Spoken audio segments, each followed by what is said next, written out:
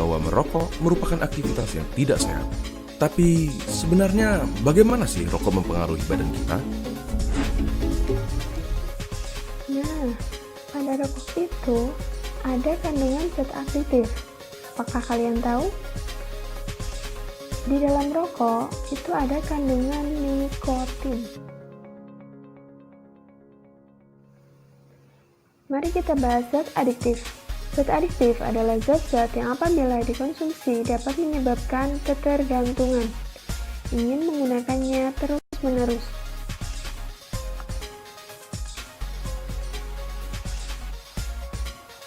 Yang pertama yaitu narkotika.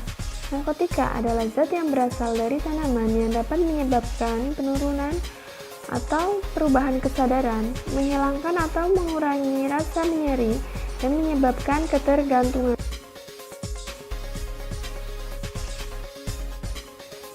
Narkotika terbagi menjadi 3 golongan.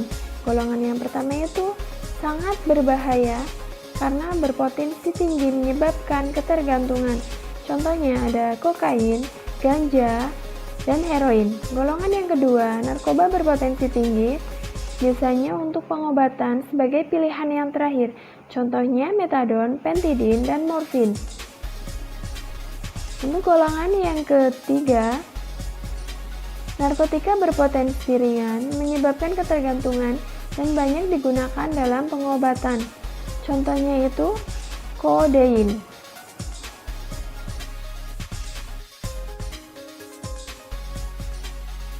Yang kedua yaitu psikotropika.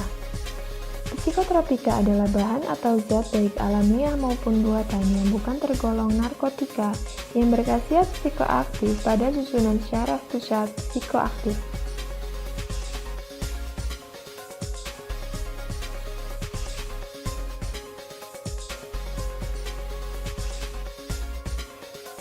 Golongan yang pertama berpotensi sangat kuat menyebabkan ketergantungan dan tidak digunakan sebagai obat. Golongan yang kedua berpotensi sangat kuat menyebabkan ketergantungan dan sangat terbatas digunakan sebagai obat. Golongan yang ketiga berpotensi sedang dan dapat menyebabkan ketergantungan, banyak juga digunakan sebagai obat. Golongan yang keempat berpotensi ringan menyebabkan ketergantungan.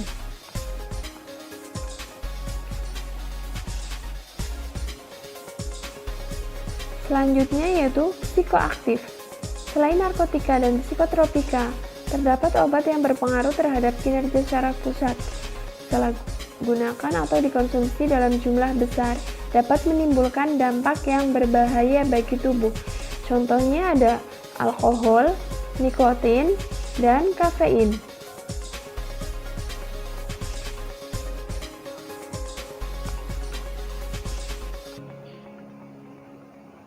Lalu, bagaimana dampak zat adiktif bagi kesehatan kita? Dalam jangka pendek, dampak negatif dari alkohol yaitu menimbulkan sempoyongan, mabuk, dan orang tersebut dapat menimbulkan kerusakan. Sedangkan dalam jangka panjang, alkohol dapat merusak hati, merusak sistem saraf, menyebabkan gangguan jantung, dan meningkatkan risiko kanker. Selain nikotin, di dalam rokok juga mengandung senyawa tar dan karbon monoksida. Senyawa tersebut dapat menyebabkan kanker paru-paru, tekanan darah tinggi, impotensi, dan penyakit jantung. Kita semua kenal dengan yang namanya rokok, dan bagaimana semua orang berkata bahwa merokok merupakan aktivitas yang tidak sehat. Tapi sebenarnya bagaimana sih rokok mempengaruhi badan kita?